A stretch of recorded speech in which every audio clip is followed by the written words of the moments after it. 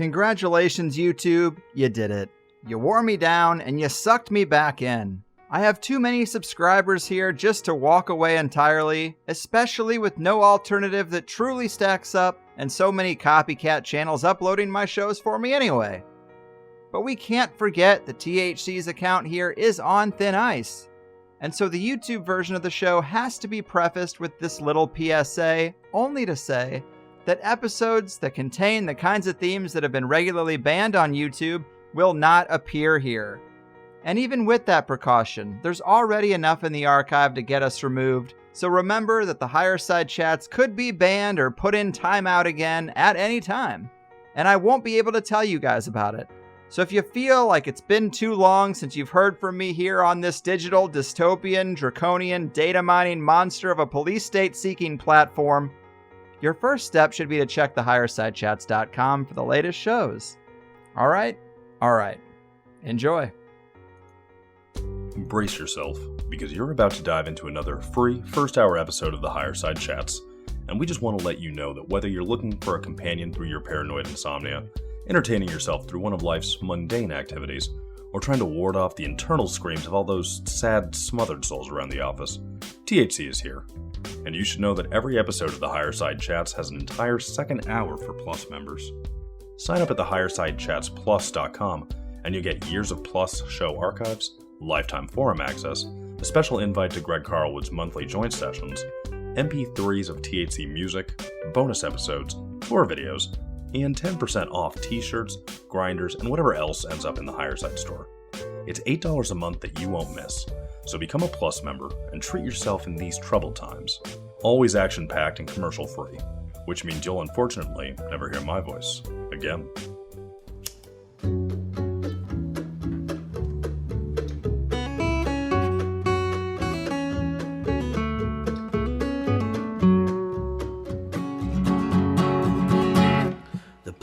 Puppet masters almost surely have a plan. There's clearly maybe something there beyond the realm of man. Until we've thoroughly tested every last close-chested view, find the more you think you know, the less you really do. Where would we be without THC? We know they're lying to us, just don't know to what degree. Where would we be without THC? The Higher Side Chat Show. Greg Carlwood and Company.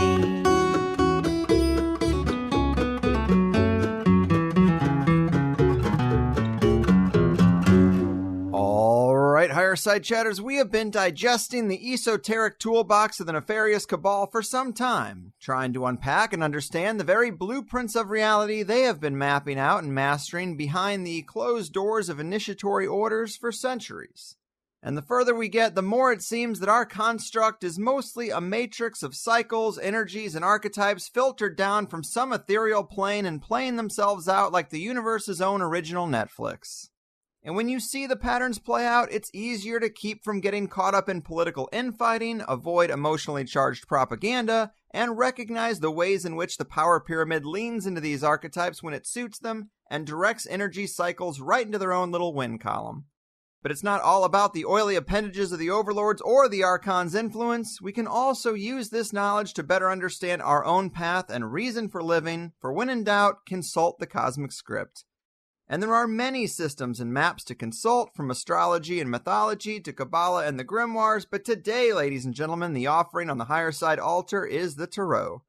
Because today's guest, Robert Bonomo, knows it inside and out, and has recently released a great documentary explaining the Fool's journey through the major arcana, clocking in at nearly 3 hours, called The 21 Faces of God, available for free on YouTube. He's also a blogger, novelist, and astrologer whose work can be found on his website, thecactusland.com. Here to help us get a grip on the ones and zeros of the big machine, the tarot teacher and archetype preacher, Robert, my man, welcome to THC.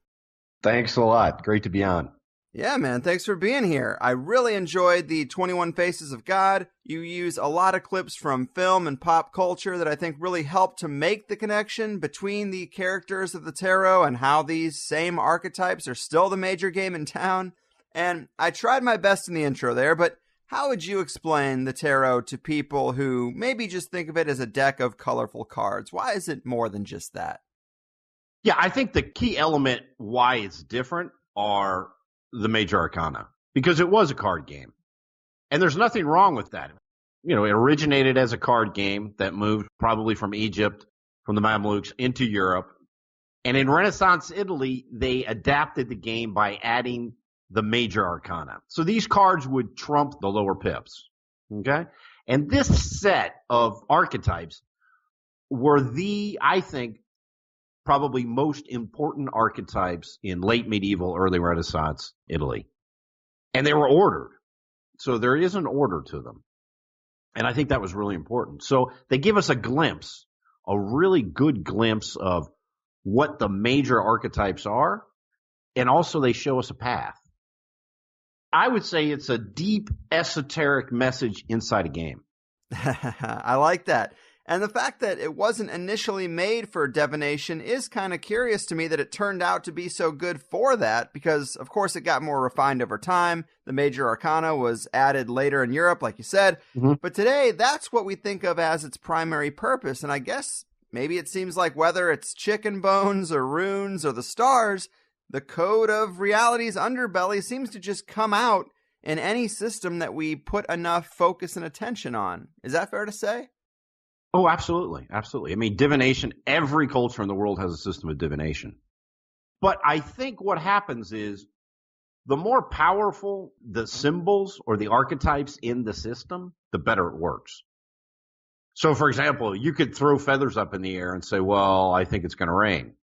But if each feather has a meaning, and not a meaning just that you gave it, but that was given to it thousands of years ago, it seems to work a little bit better, like the zodiac. I mean, the zodiac is just a big metaphor in the sky, but it does seem to work.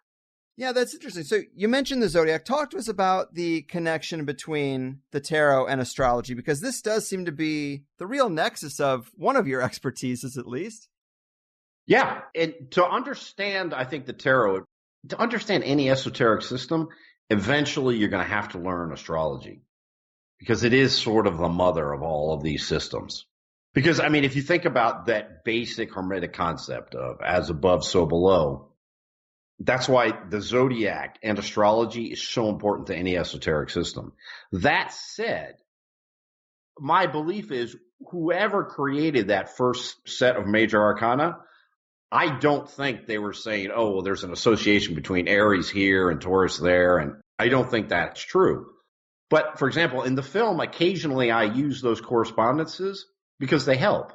Because just like the zodiac is a path from the spring to the summer, the fall, finally death in the winter and the rebirth, the tarot follows something at least a little bit similar. So they can help us understand the meaning of the cards. But to say that this card means Aries, for example, or, I think that's a big mistake. That's a big mistake. Archetypes never equal anything. Archetypes are like epiphanies. They just kind of hit you. And to say that they equal something or they are something, I don't think that's right. Yes, I like that. It's kind of like, of course, there's not a one-to-one correlation, but they maybe both represent some unspeakable archetype, something we don't necessarily have language for. Yeah, exactly. Like, for example, the chariot does have that kind of summery Cancerian quality to it, right? But you wouldn't associate the chariot with water either. You see what I mean? So it's definitely not a one-to-one kind of identification. But that idea that's kind of summer explodes in Cancer, in the cardinal sign of Cancer, that can help you understand the chariot card. But I don't think that when people say, oh, well, it definitely means this and that. Like, I gave a presentation this weekend in Berlin at the Culture Conference. And that was one of the things I talked about was these archetypes. If you look at it, and this would be my perspective, is more Platonic. These are forms that have always existed and always will exist, and they appear again and again in our culture. So, for example, I use the example of the magician. The magician, you could go back to Hermes and Thoth in Egypt, and then you have the magician card. And then I use the example in the 20th century, Andy Warhol. For me, Andy Warhol is a true magician, an alchemist, complete. And he really represents that card. You can see that archetype in him, just taking a Brillo box and chuckling and selling it for God knows how many millions of dollars, That's magic. That's real magic, not bullshit. For magic. people who, yeah, for people who don't really know that much about him, I guess his shtick was to take ordinary objects and then elevate them to the level of art. Yeah, but you have to remember, he was a graphic artist. Now, I used to work in advertising, so, I have a lot of respect for graphic artists, but I also know most graphic artists are starving to death. Andy Warhol was the best graphic artist in New York City. I mean, he became rich doing that. And then he moved into art. And so he understood advertising, because advertising is true. That really is magic, because you're using language to change people's thoughts, to change their actions, right? So he came from that world, and he was one of the best at it. And then he went into art. So I think the more distance we get from him and we can see exactly what he was saying, what he was predicting about our society, I think he was a genius. Right on. Yeah, man. So you mentioned you used to work in marketing, advertising. I used to work in retail. Mm-hmm. You made them hungry and I fed them the slop. But hey, we are here now. And I did want to ask you, though, how does the esoteric context of these things that you've learned about, like archetypes, play out in the marketing world? I mean, they're using this stuff, right? Oh, absolutely. Absolutely. What I did, I worked in direct marketing, and I was actually pretty good at what I did in my niche, financial services. So we sold financial education. And I never forget landing on a picture, and it was a guy and a gal in a car, and you saw the back of them in the open road. And that picture just worked really well. And whatever I said or did, it didn't matter. What people saw was that picture. You sold them kind of a dream. And you can say, oh, okay, well, it's just the pretty girl in a nice car. But not really. It's movement, a path, all of this stuff. These are real archetypes. And when you can embed that in a message. So I'm not selling you a course. What I'm selling you is a road that's beautiful and open and free. That kind of stuff. It's crucial in advertising. And one other thing I learned in advertising is keep it simple. My campaigns that I tried to get cute with, they all tanked. It was always a simple, very fundamental, archetypical message. And that's what resonates with people. It resonates on a very kind of base level, but it resonates. Right. I just don't think people realize how much that does have an effect. And yet it seems like that's its most practical application, or maybe just because we are in such a money-hungry capitalist society, if it doesn't make money, it ain't worth knowing about. And so they found a way to incorporate it into that stuff. And, knowing about it is great because you fall victim to it less often. And, let's just not forget the technology that's going on now. When I worked in this, say 10 years ago, literally we were in the Stone Ages. Today, using multivariate testing, right? I can take someone who's been on 15 of the same websites that you've been on, and I've tested thousands of people who've been on those 15 websites, which message works best, which colors work best, which combinations work best. I mean, direct marketing has become, it's not a shotgun anymore. I mean, it's a sniper scope. So people have to be really careful because they can really change through technology. They can make slight adjustments in your thoughts that can create a desire that a certain percentage of people will fulfill. So you have to be really careful. What they can do now is amazing. It's mind-boggling, and it's real. I mean, that's not woo-woo stuff. This is, data. Right. It's just data manipulation, big data. Of course. And so let's get into the history of the tarot a bit. Let's get back to that because I always find it interesting just how long something like the tarot has actually been in existence. And like we said, it wasn't initially for divination, but how far back can we see the tarot going? And what are some of the major bullet points on its journey through time? Yeah, so you can go back to Egypt and the Mamelukes, no? The Mamelukes were actually, they have a long history of being from Central Asia, and then they were mercenaries in Egypt, and they actually took over Egypt. So the game began there, at least the modern tarot game, began there just as a gambling game. Moves into Italy. The key dates would be around maybe 1300. It moves into Italy.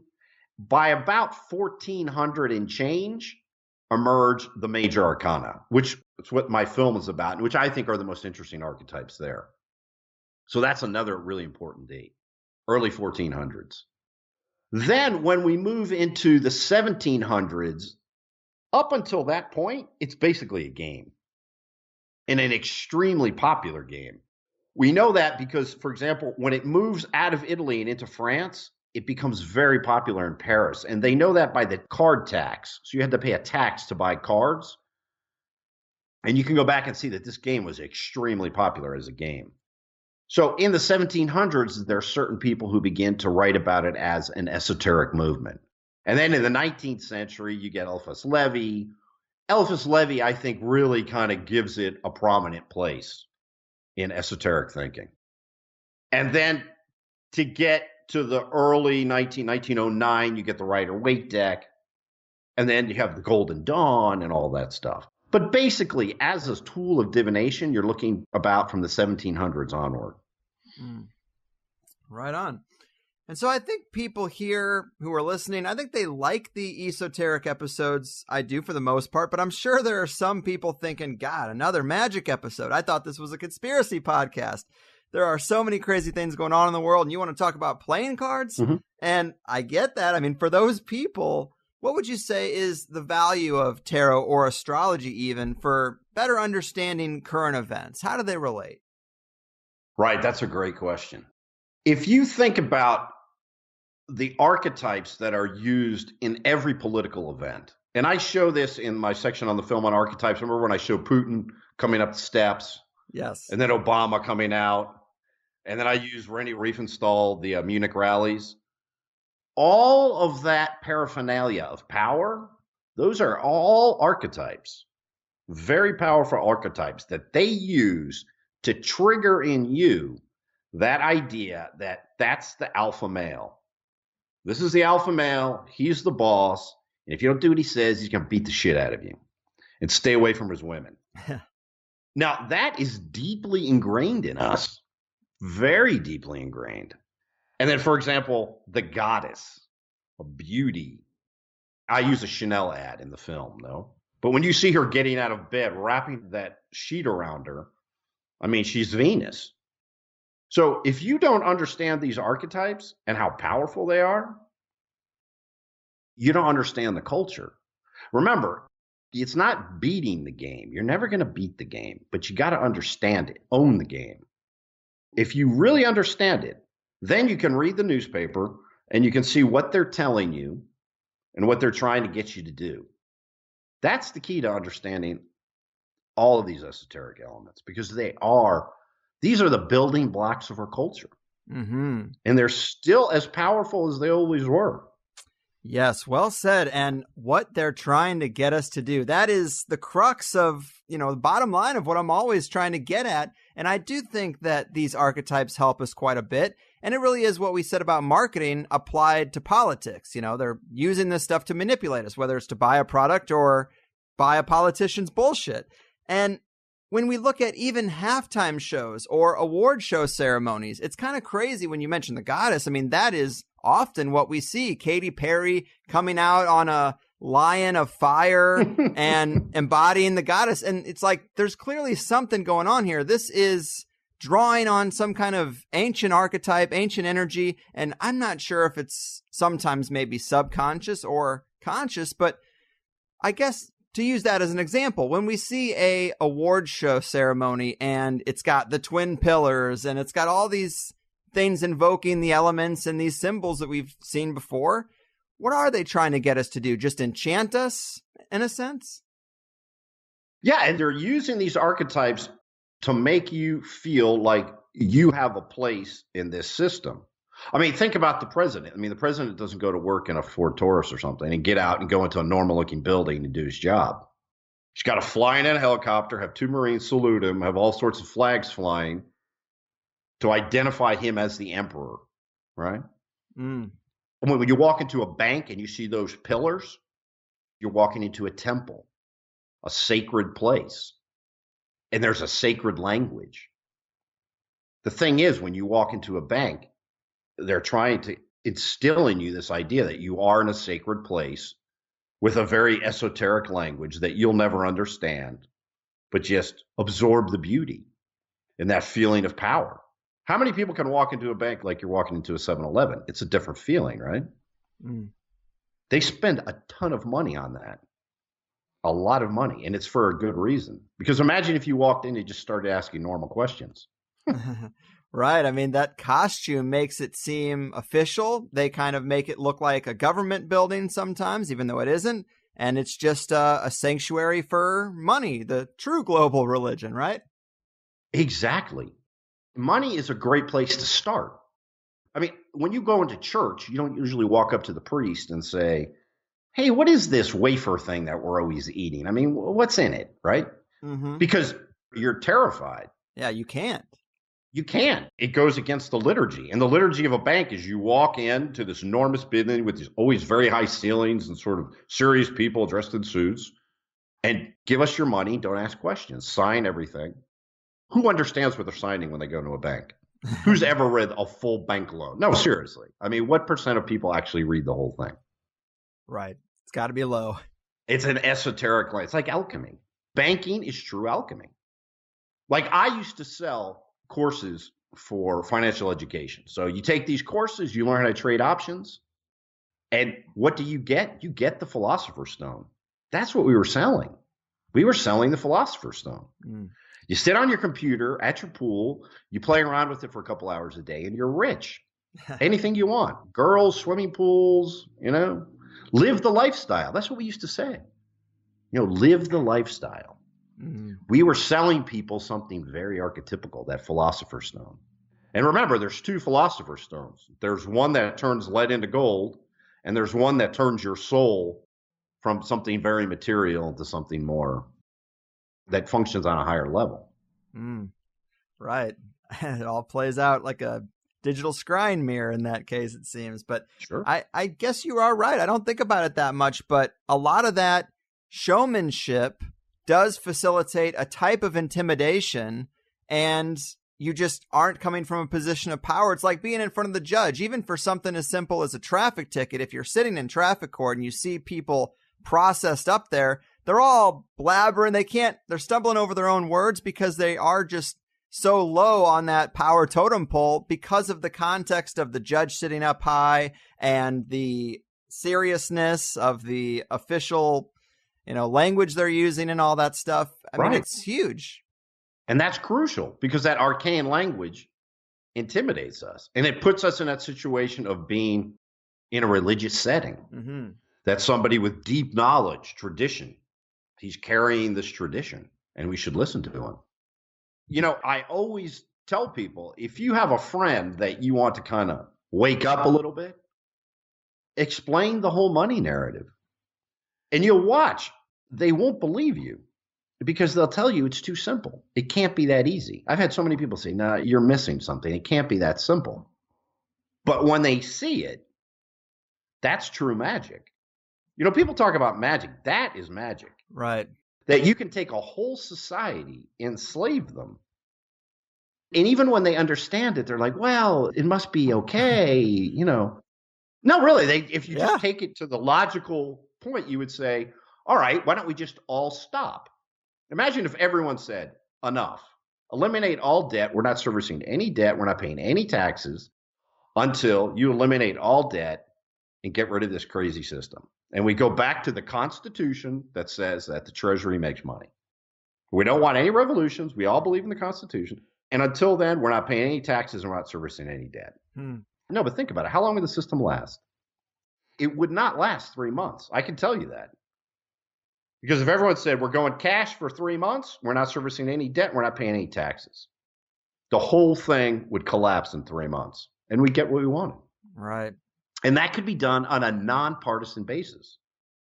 We could just say, look, we're not going to solve the world's problems. We're not going to create utopia. But this system, we're going to stop. Because this is a scam and it's enough. I mean, when I see these kids coming out of college now with degrees in gender studies, $100,000 in the hole, and they're like, oh, I'm seeing it. I mean, are you kidding me? And we let this happen to kids? Right. We do this to our children? I mean, it's disgraceful. And it just shows a total lack of will of just people with balls who say, enough. We have all these guns. Why don't we fucking use them? Say enough. Stop enslaving my children and stop enslaving the world. And we could do it without killing anybody, without any violence, without any protests. We just said enough. Right. But we don't, because we have no balls. We're slaves. Most people like being slaves. They love it. They wake up, tell me what to do, tell me what to think. It is true. So we have no one to blame but ourselves. It's the whole ignorance is bliss thing. I've got friends that really do just want a simple job that they don't have to take home. So they'll do the 9 to 5. They don't want to think about it otherwise. They just want to watch the game on Sunday and go back to work on Monday and have enough money for the house. And that's kind of a sad reality, but this is the system that we are born into. Yeah, it's unfortunate. It is. So going back to current events, a lot of people, of course, seem hyper-focused on Trump, or they're worried about some caravan, or they're frustrated with the constant Russia talk, or these California fires. Are any of these examples of things that you see coming as the manifestation of archetypes or expressions of some type of predictable cycle? Oh, sure, because, archetypes begin in duality. I use this in the films. I mean, duality is the landscape, right? And consciousness is the light that shines on it. Everything appears in twos. So you've got to have a good guy and you've got to have a bad guy. You've got to have the caravan coming up, the fires here, the this, that, it all. And I'm not sure it's completely conscious. I'm not saying that there's somebody behind the curtain who's playing this all out, because the archetypes are bigger than we are. There's nobody who can dominate these things. You know what I mean? It's like number. Nobody invented number. They were discovered. And they just permeate our culture. You can't escape them. You can't manipulate number in our society, right? I mean, a number is a number. 3 is 3. These archetypes are there. Now, you can use them to your benefit, and they are definitely used. I mean, the whole idea of everything in the news is a narrative. The way we move through time are through archetypical narratives. I mean, the famous one, of course, is the hero's journey, but there are many, many different narrative arcs. And these are all put into play. So when you read the news, what are you reading? You're reading somebody who's making up a story. There are a few events, and they make up a story. And a great example of this is if anyone reads financial news. The NASDAQ yesterday tanked. Does anyone know why? No one knows why. They make up a story. They say, well, oil prices did this and Apple did that, so that's why it tanked. That's how all of these narratives are created. People coming up with stories. But is there a truth to them? Of course not. They're stories. Right. And it is kind of hard to parse out to what degree they are manipulated or used. I mean, knowing the archetypes are there is just half the battle. And then it just seems like maybe they cast them out like paper ships on the ocean, and some of them grow to become more potent and others kind of fizzle out because it's all about which ones catch the populace's energy. Right. But when you look at the news cycle, I mean, it's all this kind of stuff. It's just maybe they can't exactly determine which ones are going to catch fire and which ones aren't. But if you cast enough out, you're going to control people and have them just emotionally moving from one hyperinflated story to another. Oh, my God. I mean, take the whole Russia thing. Is there anything to that story? That was a story that was invented and pushed and promoted, but there's nothing there. But if you asked, I would say probably 40% of Americans probably think that the FSB hacked into Hillary's emails and they said, Donald, let's make a deal. I mean, does anyone really believe that the FSB is that stupid or that smart in the sense that they knew Hillary was going to lose? You know what I mean? It's ridiculous. The story has absolutely no foundation at all, because are Russians that dumb? I don't think so. If they hacked into her email, and I have no idea if it was them or not, and they had emails on her, they probably think, well, the best chance is she's going to win this, so let's hold these cards. And then when she gets in, if she plays ball, fine. If she doesn't, we'll start tossing these things out. They create this sort of evil that's there. It's all invented. It's all narrative. Right. And there's also this insinuation that the manipulation of elections is somehow new, that for as long as there's been elections, there haven't been people trying to game it in the shadows. I mean, it's kind of funny that a lot of the things going on in politics now, hindsight doesn't exist. They just think that everything is happening for the first time. Meanwhile, in my opinion, like all this kind of stuff that people are worried about now has been going on for as long as there's been empires, as long as there's been government. Oh, of course. And I mean, democracy is a joke. It's a complete joke. I mean, really, when you think about it, it really, and I know this seems like a cliche, but it's Coke or Pepsi. I mean, would there have been absolutely any difference between Trump or Hillary in our lives? For example, the whole scam of the banking system, the whole empire thing with soldiers all over the world and the violence and all this stuff. Would any of that change? Absolutely not. And on top of it, with Trump, the newspapers are making a fortune. Newspaper business was horrendous. It was dying until Trump came along. That's why I chuckle. It's true. When Trump says you guys are finally making some money. Yeah. That part is true. But of course, there's absolutely no difference between these two people. None. It's the same thing.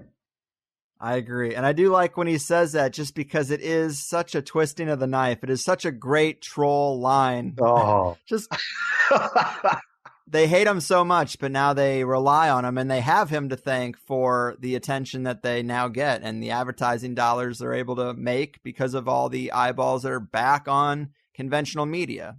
Yeah, I mean, go back to the summer of 2016. Imagine if Trump had lost in the primaries to, I don't know, who was somebody else that could have won? I don't know. Ted? Okay, perfect. Ted Cruz. Of course, Ted Cruz would have lost. I mean, who would have cared about Ted Cruz or Hillary Clinton? That election would have been one of the most boring elections imaginable.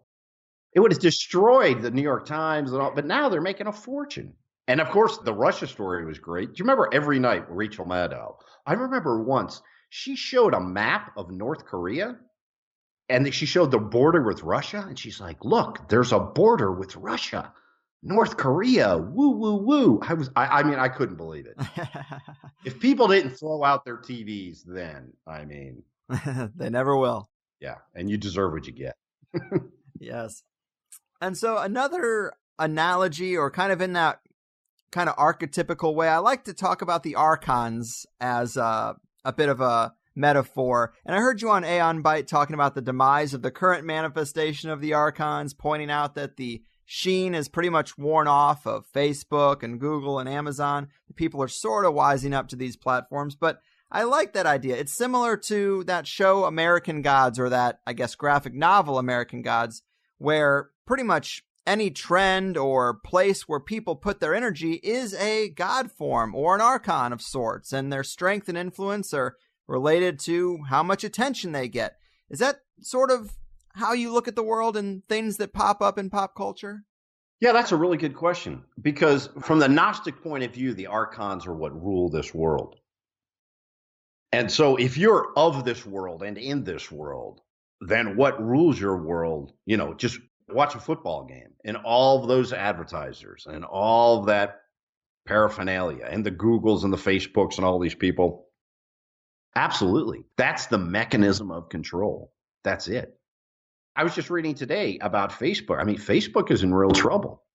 We've probably reached peak Facebook, at least in the United States, by viewers and by time on site. I remember, I'm old enough to remember MySpace. MySpace, everyone was on MySpace.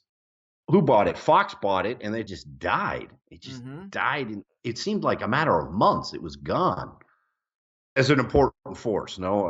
So, yeah, we are in a very, very strange moment in history. And that's why the whole Trump effect is kind of interesting, because I think when we look back on this period, Trump is going to be the one that started all this. I'm not saying that he started it, but he's going to be how we mark the end of an era. It's going to be Trump. There's a before Trump and an after Trump. And things are changing in a way that I think is beyond anybody's control. Provocative.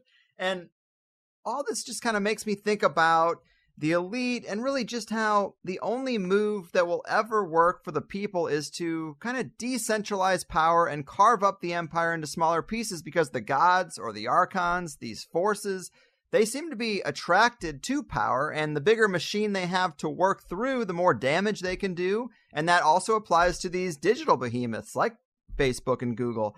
Obviously, it applies to humans too, and it's not unlike the old phrase, absolute power corrupts absolutely, but it gets more interesting when you also consider that influence is possibly coming through from the spiritual plane. Which influence? The negative influence. Well, generally, all the influences that act through these behemoths is almost like they're sock puppets on a stage. Like there's forces, maybe spiritual forces or an archonic force working through Facebook or working through Google, that kind of thing. Well, I look at it a little bit differently, maybe, that I don't see evil as an entity. I just see evil as an extreme. If we go on the material extreme, that's where you would get these forces. So it's that whole energy of the universe, but working on a very material plane.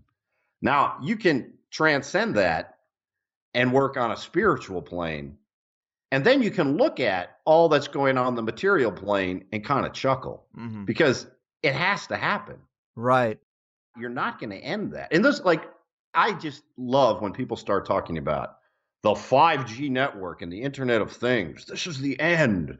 While they're talking on their 4G phone all day. The thing is glued to their ear, and they're chipped. These are the same people talking about we're all going to get chipped. I'm like, pal, that phone knows more about you than a chip could ever dream of knowing about you.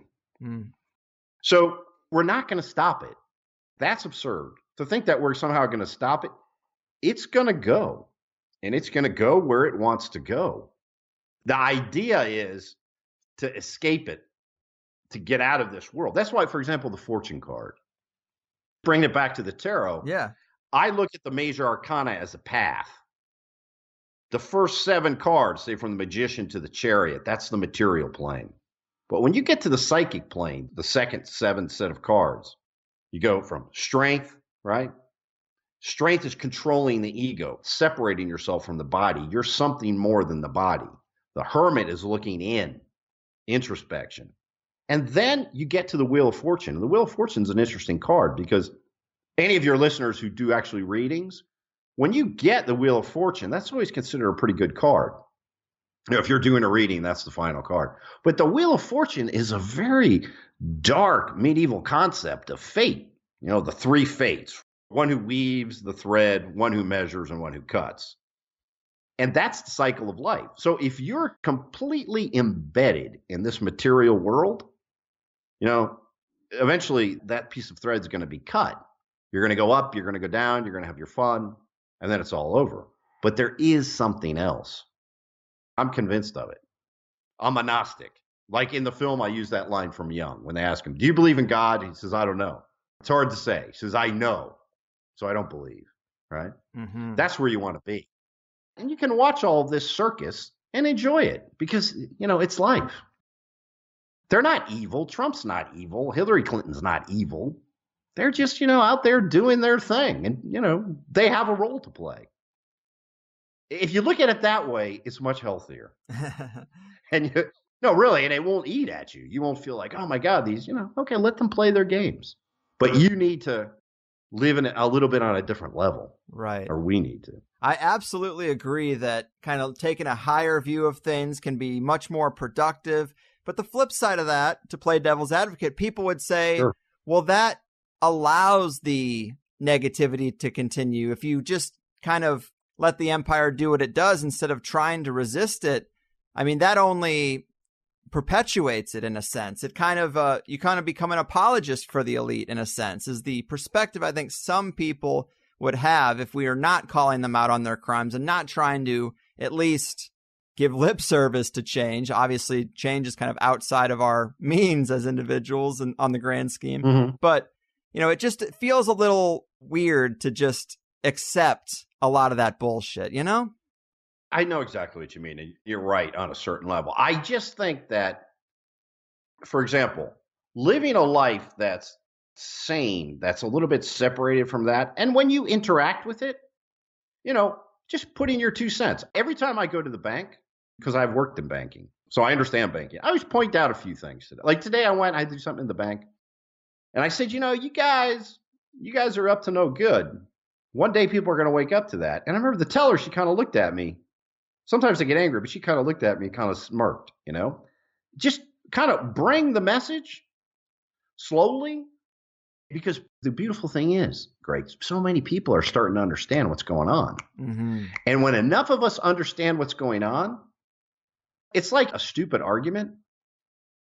When you get in a stupid argument and you're just like, what are you talking about? The other person gets deflated. They need all of this crazy energy to keep going.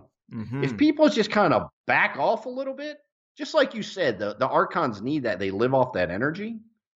If we just back off a little bit, don't use the smartphones, get off of Facebook, stop paying for cable, start using more cash. If enough of us did that, that's all we need to do. You're right. And I think that is a great point. Rather than shaking our fists at the sky and claiming moral superiority, you can go about it differently, be like a subtle seeder of truth or an agent of change on the down low, rather than just being led around by the nose emotionally over the crimes of, say, the Clinton cabal. It is a kind of a position of power to give them less, to feed less energy into the beast. Like, for example, your show. You've got a show where you talk for 2 hours, two people, relaxed, talking, no advertising, right? Mm-hmm. And this kind of conversation, this is human interaction. But I mean, if you watch this crazy mainstream TV, what do they talk for, like 30 seconds? Yeah. No, literally, what is it like? The maximum they'll talk for is maybe like 5 minutes. Mm-hmm. Mm-hmm. And it's full of advertising, and they're always trying to sell you something. They're selling you something with the advertising, and then they're selling you an agenda with what they're saying. This kind of thing we're doing here, I think this sort of action, all of this together, we can definitely change. I would just tell people, focus on the money issue.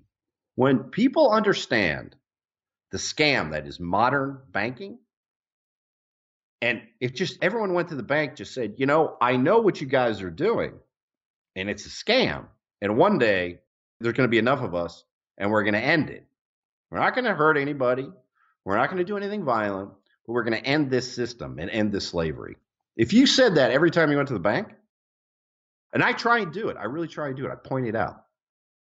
If we all do that and wake enough people up, one day there'll be enough of us, and it doesn't have to be 50% of us. 10, 15. Remember, 80% of people just follow.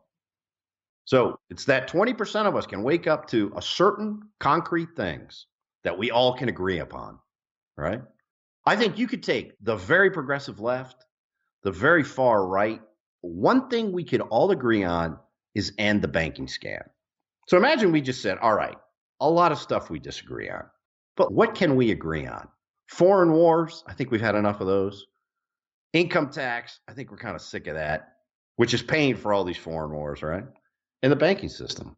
Let's just agree on those 3 things, and let's make that change. And once we've made that change, all within a constitution, right? No revolutions, then we can start fighting about, gender identities and he's and she's and whatever. Mm-hmm. There's a lot we can agree on. I agree. And it's just funny because in another sense, it's like your level of outrage or an individual's level of outrage doesn't really affect the actual actions and abuses of the empire. It just makes you feel morally superior. And it doesn't really do anything but pat yourself on the back as, oh, I hate what they're doing. Well, they're still doing it. It doesn't really matter. You can maybe graduate from that type of thinking and do something more creative or be a more subtle agent for the good, like by doing the kind of things that you're talking about. It's a lot more productive than standing on the street corner with a protest sign, for example. Oh, it's virtue signaling. Absolutely. Most of what you hear in the conspiracy world and most of it's just bullshit and virtue signaling. I mean, it's. Mm-hmm. I remember a couple of years ago, I created this manifesto to just stop. We'd pick a date, say 3 months from now, and we'd have a meme, an internet meme, and on this date, everyone is going to stop. We're going to stop using the banking system. We're going to take out our cash, pay off the electric bill and whatever for 3 months. We're just going to do everything with cash, just cash. And we're going to stop paying taxes and stop servicing debt. Nobody responded. Santos Bonacci responded, the only guy. I mean, he may be out there, but the guy's got a solid pair. That much, I think, I'll agree. So what I mean is, how many people really want to do something? I don't think many people want to do anything because I'm tired of hearing oh, about this and about that. There are things we can do. There are things we can do and that we can all agree upon. But nobody wants to do it. It's much more fun to sit about and moan about it. Mm-hmm. It's time for action. It really is time for action on a certain level. We can create a more just society. We're not going to create utopia, but we can create a more just society if we just act. And I think the time has come to act. Amen. And so I've also heard you say that in these times, we desperately need a new myth. Can you elaborate on that and what you think a productive new myth might look like? Oh my God, we are so desperate for a new myth. I was in this culture conference in Berlin this weekend. It was fascinating. Berlin is just an amazing city. It's got a great vibe. And all of these young people came to hear speakers, on the tarot, on magic, on all sorts of stuff. They were so hungry. I mean, we need a new myth because the old myths are dead. The Christian myth, unfortunately, has stopped functioning. In Western society, that was the major spiritual myth. It stopped working. So we need a new myth. And that's one of the reasons I made this film, because the tarot goes back to something very deep in our past. And when I mean deep in our past, I'm not talking about, it's from Egypt or something. No, these are archetypical ways to awaken to our spiritual self. And I'm convinced of this. I mean, I can't prove it, but I think if you watch my film, you'll see that not only are these powerful archetypes, but there is a way. And I'm not saying it's only in the tarot. Of course, there's many ways. That's why I think Buddhism has become so popular. Even yoga. A lot of people bash yoga, but the wonderful thing that yoga, I think, has brought to the West is that people at least begin to meditate, to quiet their mind and see that there is something else there. So yeah, we need a new myth. We definitely need a new myth. And that's a really interesting topic when you look at that period, I think, between the mid-90s and the early 2000s. Something happened culturally. You could see it in films. Films like The Matrix and Fight Club, The Truman Show, all these types of films. And then, of course, you have 9/11. And something weird happened there. And I see a new myth emerging. Exactly what it is, I don't know. Because remember, you don't make myths. Myths are always there. They're like archetypes. They just kind of emerge again. It's like a beautiful woman who goes and changes clothes. She comes back, you never know what she's going to be wearing. And that's a little bit what a myth is like. So we don't know exactly what it is, but I do see something emerging now. But that's why there's so much confusion, because myths give meaning. Science is great, but it's meaningless. And we've been in this void now for, I would say, a pretty long time, maybe a couple hundred years.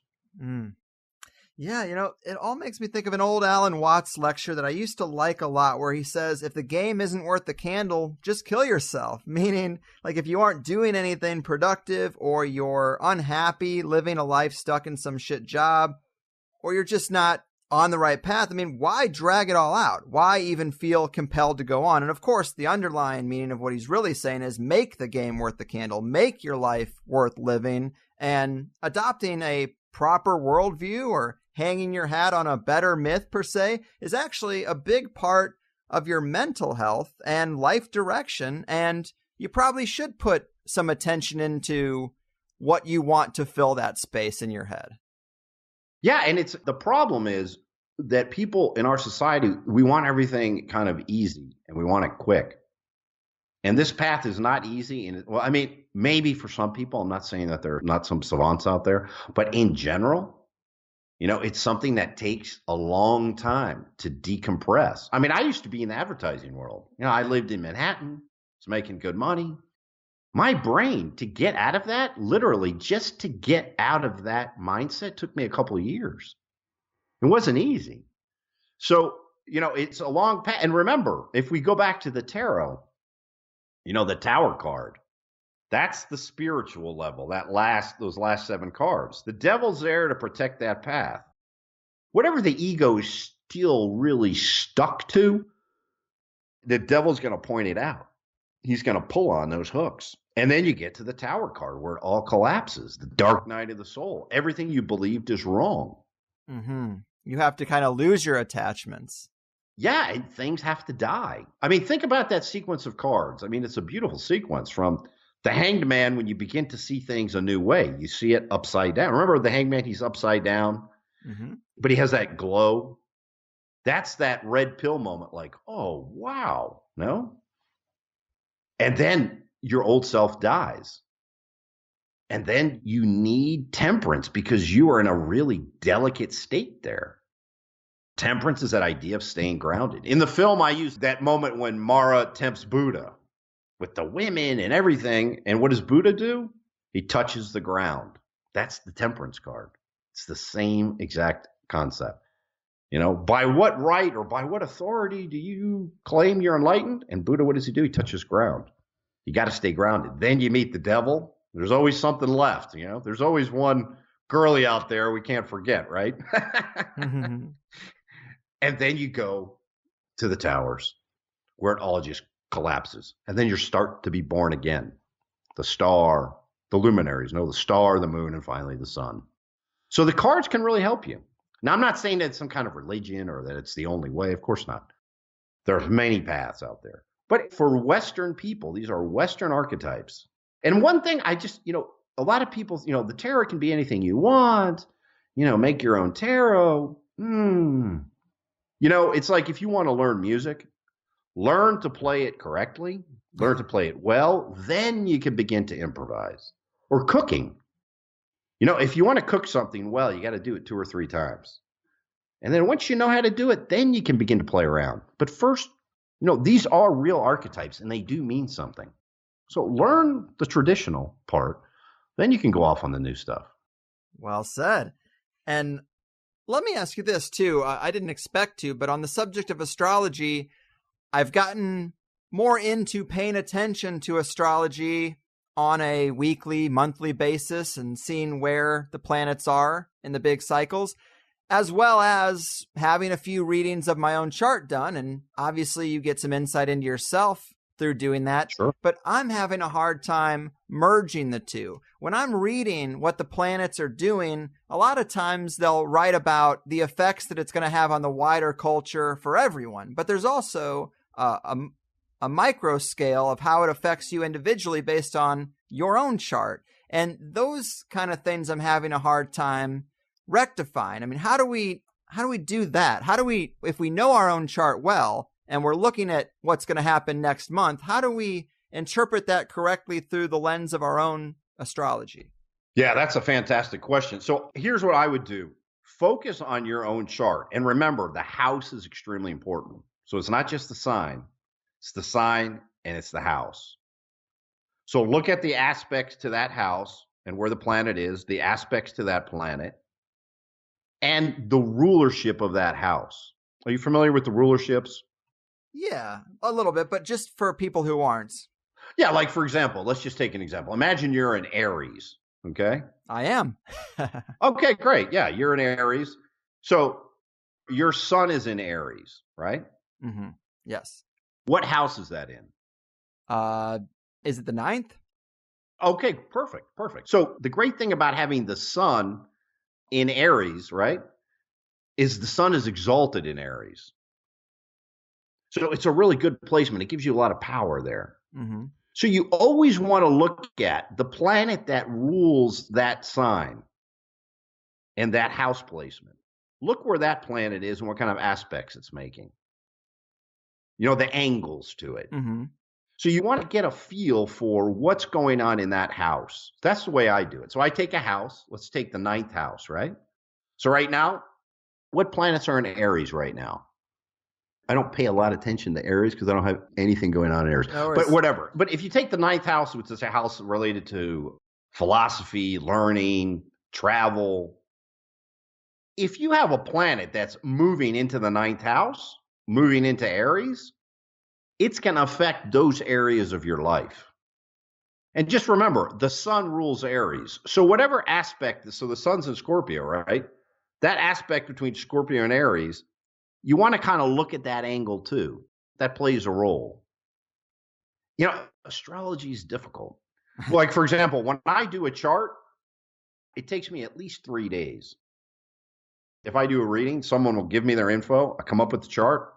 I have a system of numbering and scoring that I do. Then I look at it again the second day. And then the third day, I look at the aspects. So it takes me about 3 days to get a real feel for the chart. And then I do the reading. That's why I say the tarot is much simpler. It took me years before I could make a birth chart kind of sing. You know, it took a long time. But with tarot, I was able to do tarot readings within a year where I thought, well, I wasn't a great tarot reader in a year, but I could get a reasonable feel for it. Mm-hmm. So that's why I would really tell folks, focus on the tarot. It's a great way to kind of get into this world. So hold on. I just pulled up what's going on in Aries. Right now, exactly. You've got Uranus pop back into Aries, right? Mm-hmm. So you've got Uranus in Aries now, and casually the moon's there, but the moon's there just for a couple days. But that idea of having Uranus in Aries going back into your 9th house, that's kind of interesting for you because on the big level, right? All people who are Aries suns have Uranus in Aries, right? So it's affecting a whole generation of people, no? Mm-hmm. But for you specifically, it's in that area of learning. So there might be something that you were trying to learn or something that you were trying to get a grasp of that you almost got, and now you're sort of revisiting it or you're getting a second taste. That would be a way to look at Aries, a little bit of what's going on. Were you in the 9th house? That's why it's important when you're looking at your chart, really focus on the house. Right on. Interesting. So, yeah, I mean, of course, tarot and astrology would fit that bill of something that I'm redigesting as we speak, literally. That's funny. Yeah. And yes, you mentioned the moon as I was looking at this astrological calendar I have. That is what it is it's mapping the moon going through each sign because it does change every couple of days. And is there what the aspects of the moon it's the inner self, right? Is that correct? Yeah. When I look at the moon in a birth chart, it's a little bit where the heart is. So when you look at the sun as kind of the spirit, the moon is a little bit the psyche and the ascendant as the body. Again, we go back to the threes. Yeah. But when you look at a chart, when you find the moon, like for example, I have a friend of mine, she's got the moon in Scorpio and in the 5th house. And those astrologers out there know, that's an interesting placement. So what I mean is the moon is a little bit where your heart's going to be. Okay. It's a little bit where your passion's going to be. It's important because if you're doing something you hate, when people come to me and they say, God, I hate my job or something, I have to look at their moon placement. It gives me an idea. But the one thing, if I could just give people one piece of information about astrology that has always worked for me, if I can only look at one thing on a chart, you know what I would look at? The nodes, the north node, the node of the moon. Where the node is, that is your life path. Like, for example, do you have your chart up? I do, actually. Where is your node? It's like a horseshoe. The north node is in the 10th house. Interesting. And in what sign? Taurus, right? Yes, Taurus. That's the Taurus sign. Now, this is really interesting for you. The 10th house, this is the life direction, okay? So the nodes were the head of the dragon and the tail of the dragon. So for someone like you, your connection to family, you have a tendency to go to the home life, the family life, your origins. That's sort of like where you're pulled to, but your destiny is the public life, the 10th house. You need to be out there. So you've got to be careful. If you have a choice between the home, the family, your roots, your origins, or the public life, there's going to be a part of you that wants to go to the easy place, which is home. Push yourself out there. You belong out in the world. The 10th house is your public self. And that's why what you're doing now, that's why it's working, because that's what you should be doing.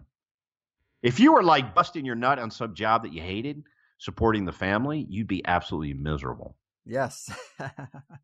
But being out there in public, that's where you're going to thrive. And if you thrive, you'll figure out a way to pay the bills. See, that's so fascinating, man, because anyone who's listened to the show knows that part of what I struggle with now is balancing this emergence as a public figure through the podcast versus my tendency to hermit up and not post on social media, not engage with the digital stage in which I'm on.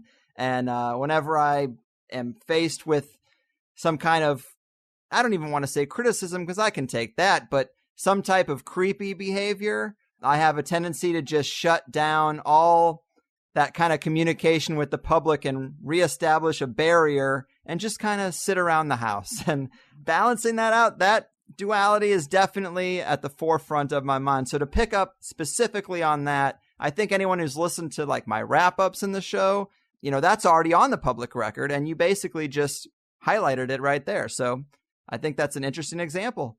Yeah, and I would highly recommend, folks, even if you don't know much about astrology, just go to astro.com, pop in your info, use whole signs. It's just much easier. I mean, later on you can change, but if you're not an expert, it just makes it simpler. And just look where your north node is. The house placement is crucial. And of course, here, the sign is kind of generational, no? Mm-hmm. Everyone born a couple years around you has the north node in Taurus, right? But the house placement is specific to you. So really look at the house placement, and that can help you so much. It's amazing how many people come in for readings, and I focus so much on the north node. It really helps them because it shows that dynamic in your life.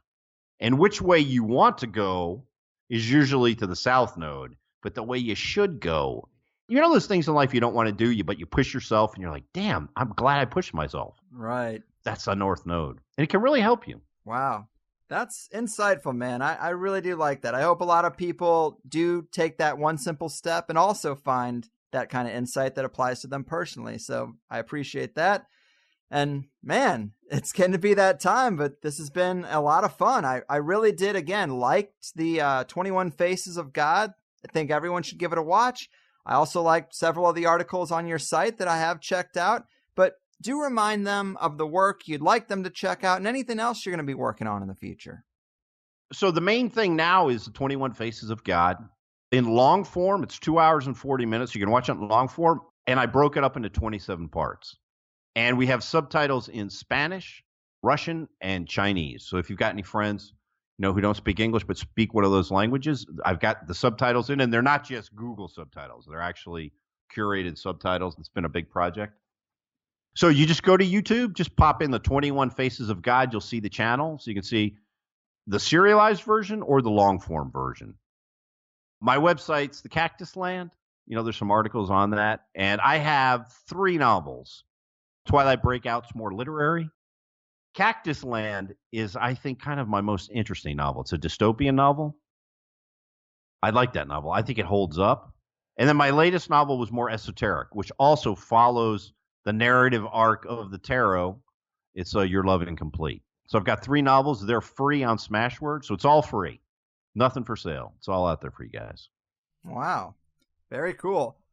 Robert, you're the man. Clearly, you know a lot about this stuff, and I appreciate you dishing it out for us. Keep doing what you do, and take care out there. Thanks a lot, Greg. Really appreciate it, man. You got it. Sweet Lady Sabrina, folks. Robert Bonomo, the 21 Faces of the Big God, Archetypes, Archons, Tarot, the Money Spell, and those Lion Banksters. I gotta say, I did enjoy this one a lot. I think archetypes do deserve a conversation now and again, especially when we can relate them to what's currently going on in the world. I know I had said this in the last wrap-up that we were going to segue back into some practical, down-to-earth conspiracy stuff, and this episode, I think, was a good bridge to get us there, because we talked about both sides of the coin. And it tied in to a lot of things that the more esoterically focused guests have been saying lately. And because the production line of THC episodes is kind of long, oftentimes the things I'm talking about will take a couple episodes to manifest because there are things on that conveyor belt that have yet to come out. It's all that editing that other shows won't do. Taking up your sweet time. But hey, I'm looking at December, and while the next show is actually about current events as rituals, which I think is really our sweet spot, one of my favorite topics, I'm also looking at least 3 shows where magic probably won't come up at all. It'd be weird if it did. And I think fairies even less so. But I like drifting back and forth. And lately, trying to stay out of the political. But to really understand archetypes on a deep level, like I wish I did, even just a cursory understanding makes current events seem a lot less potent or more like the world is the stage. And I do think that helps us keep our footing when the machine is so effective at tripping us up. It's got so much data to analyze, it knows how the mind works. We need to keep a lot of the stuff Robert brought up in our mental Rolodex of references. I also just thought he was an easy guy to listen to. My editor thought he sounded like Richard Dreyfuss, and I couldn't put my finger on it for a while, but I think I got it. I believe he sounds like Walter Bosley. But recognizable. I don't know. He's got one of those voices. And pretty knowledgeable across the board, too. I was happy to take a couple of pokes at the financial system, talk archons a bit, and I also liked his description of the devil. It's not unlike things we've heard before, but it's a good reminder that even the villain has a role to play, or really just the function of fucking with you and pulling on your attachments. It's why every superhero says, look, woman, I love you, but you gotta get the hell out of here, because where I'm going, they're gonna put you through hell just because I love you and I'm pretty much a bulletproof tiger. And it's not to make a moral decree about attachments or say they're bad or anything. It's just a component of the play, a plot device. And it calls into question what is true freedom and independence. From a certain perspective, raw freedom and independence is too heavy of a burden to bear for a lot of people. Never mind the fact that I just successfully rambled my way through a monologue built around going from lion to tiger to bear. The point still stands, and I have all types of attachments and weaknesses, if you will.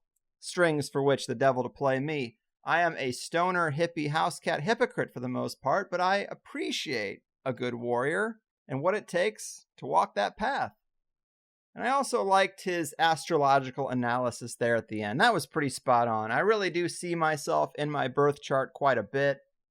Maybe other people don't really feel the same way about theirs. I don't know. But I've talked vaguely about a rough summer, largely in regards to a semi-public life and just marinating in conspiracy waters like we do, and my tendency and choice to sort of recoil and hermit up. So when you hear something from your birth chart that actually is a reflection of a recent mental tug of war, it just makes me feel a lot lighter about such things, as if to think, oh, well, this is part of the story. No big deal. And like you said, it probably will be a recurring theme for me. Also, good thing for me to have in mind. And you heard him. I should choose you over my own family, right? That's what I heard. I'm half kidding.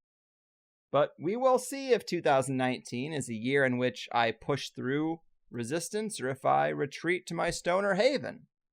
And I really don't like to focus on me as anything more than a question asker. It's kind of embarrassing, but when we're talking astrology, it just works. It makes me an example that we all have in common, because if you've been listening for years, you probably know a bit about me, and you can judge for yourself if these statements from the star map interpretations actually resonate with your impression.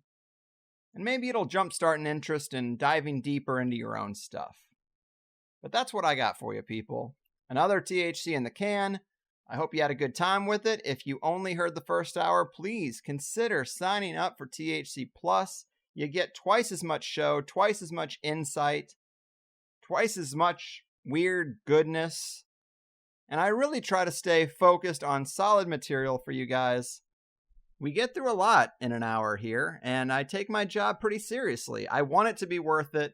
And in this episode, with the extra hour, we spent it talking about the art of number, the importance of initiation, getting off your own personal moisture farm, the mechanics behind tarot divination, and Robert explained some key cards of the major arcana. We talk Popeye, we talk Walter White, and what we're all trying to do, overcoming the 7 pillars of the Matrix. So diverse as always. If you want or want to give Plus as a gift for the holidays, it's easy to do. Just make a username catered to that person, sign up, and email them the login info.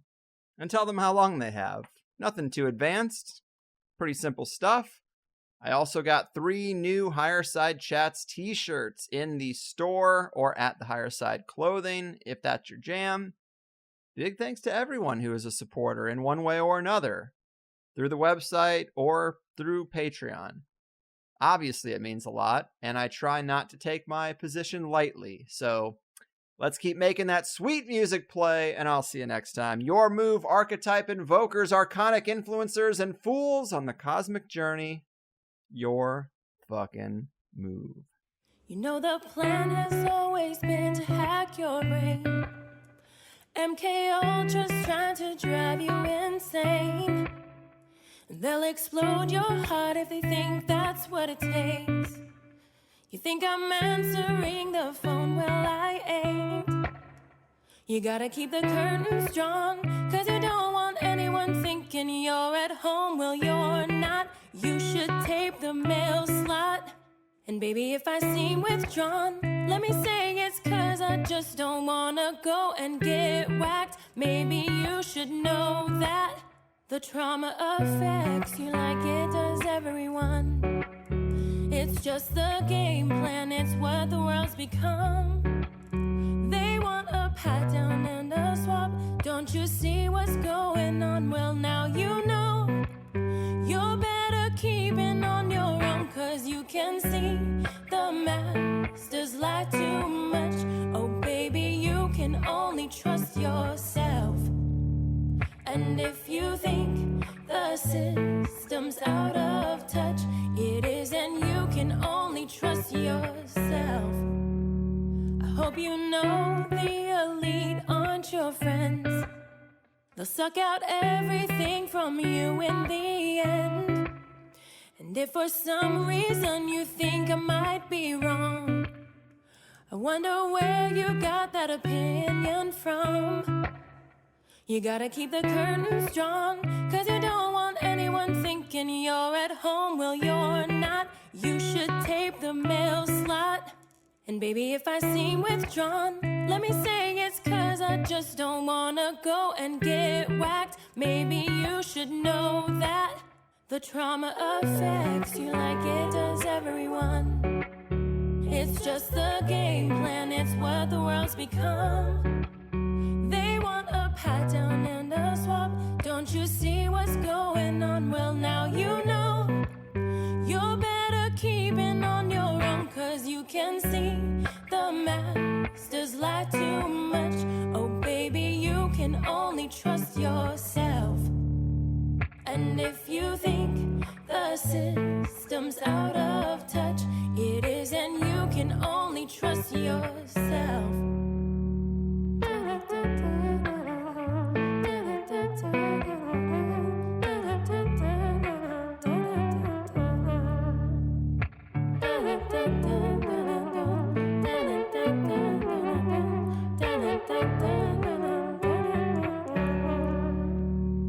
You might think that these problems are small, or maybe they aren't registering at all. Now they know you're naive and vulnerable. You won't believe all of the stunts that they'll pull, 'cause you can see the masters lie too much. Oh baby, you can only trust yourself.